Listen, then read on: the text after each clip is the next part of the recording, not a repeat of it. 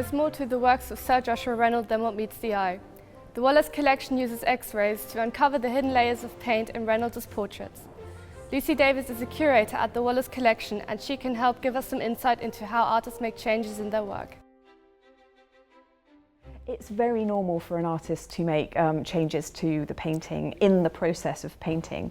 Often artists started out with a compositional sketch so they've kind of worked out what they wanted to, the arrangement of the figures and everything in the painting beforehand. They might also even have underdrawings or sketches actually on the canvas, but they still often changed the painting as they built up the layers of paint.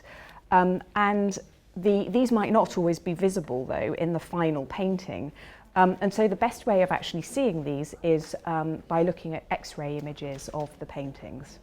So Joshua Reynolds makes a lot of changes to his paintings as he works. The most drastic ones are where he takes a painting which he's actually finished and turns it over and starts painting again.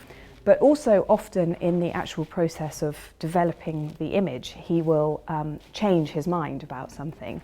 And one example of that is Mrs. Nesbit, where at quite an advanced stage of painting, he decided to paint in the dove. So it's not unusual for artists to change the composition of their paintings. Next we spoke to Alex Gent, an expert on both X-ray imaging and the works of Sir Joshua Reynolds. Hello Alex, could you explain to us the X-ray process?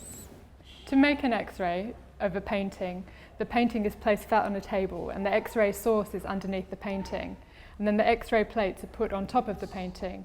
For a portrait the size of Mrs. Nesbit, we'd need 6 X-ray plates, and once they're exposed, they're digitised and stitched together to make the whole X-ray image.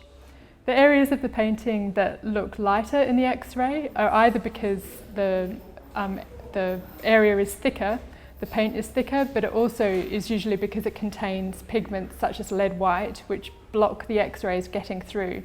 So it takes longer for the X-rays to get to the plates. So the areas that appear white like this are less exposed. And one of the striking features of this X-ray are the cracks over the sitter's face, which is part of Reynolds' problems with Reynolds' technique.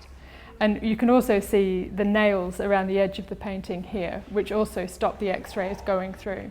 Do you have any other X-ray examples of Sir Joshua Reynolds' paintings? Another really good example of an X-ray is the portrait of Mrs. Robertson. And we can see in this X-ray that Reynolds has changed her pose. Initially her arm was up and she was resting her chin on her fingers, and then the arm was moved down into this bent position in front of her. And when doing this, it means that it's a more experimental type of composition with the figure offset to one side of the canvas.